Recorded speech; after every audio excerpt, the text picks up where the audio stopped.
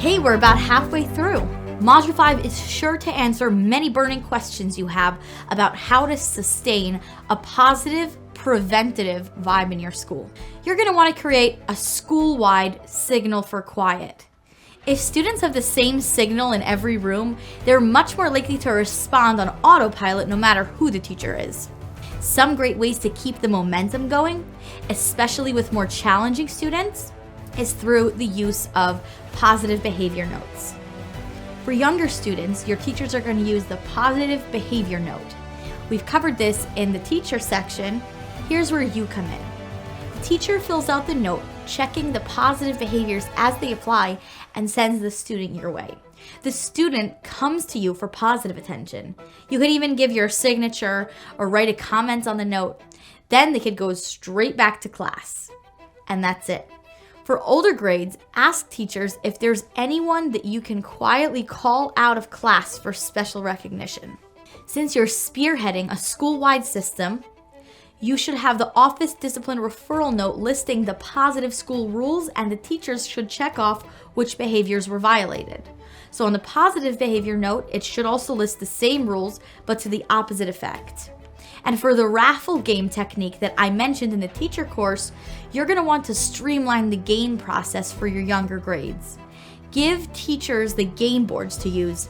I suggest having internal competitions between the individual classes, because if you do it on a grand scale, it's going to end up pretty much status quo. The classes that always win will win, and the classes that behave poorly will just stay the same. Recommend that the teachers switch from groups of rows to groups of columns when switching to a new game. That way no one group of students feel hopeless and they know they might be able to join a stronger team next round. A hallmark of a satisfied teacher is one whose supervisor guided them to grow and helped them to shine and explore new ways to do things. Offer teachers guidance, professional development according to their interests, and introduce them to degrees that will help them and give your school a more valuable teacher. Make sure to let all your teachers know if grant money is available.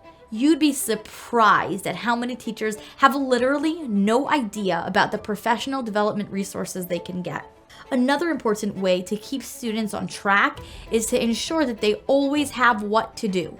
Lack of adequate work is just asking for trouble. If you're going to use the school-wide signals to minimize the disruption, it should be the same for every single class. The next thing we're going to discuss is using summative assessments. Using summative assessments properly is usually very overlooked in our schools. But these aren't just random grades. The data tell a story. Start off the year with a pre-test for each class. Establish a baseline.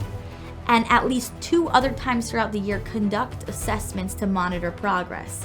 Not only do your teachers need this information, but your teachers need to be held accountable for their students' progress. You need to know what your teacher is teaching in the room and if they're being successful.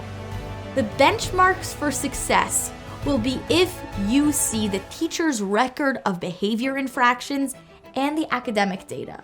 You will know if students are becoming truly successful over time if there's a decrease in office referrals. You can also assess success by counting the number of in-control classes and teachers' responses to student issues. Finally, and very importantly, reflect on the meetings that we discussed at the beginning of the course. Keep notes on how each meeting with each teacher goes. Record if it went well and how the class is doing. Find out what the teachers feel they need from you. That way, you'll be constantly giving them what they need to succeed. Teachers are more likely to be happy when they can be open and ask for help. You're going to want to know about the academic level of the class, the level of interest the teacher received from the lesson, and the impact. I'm going to leave you with this homework. Write up a positive behavior note for your school that matches the style of the discipline note. Secondly, organize games to be distributed to the classrooms if this is for younger grades. For older grades, you're going to want your teachers to know how to grade behavior and how to average it in with the academic grade. Think of what might interest your teachers and look for things to make them constantly excited to teach. You can also give them ideas and consider making official collaborations so that teachers can feed off of each other's excitement.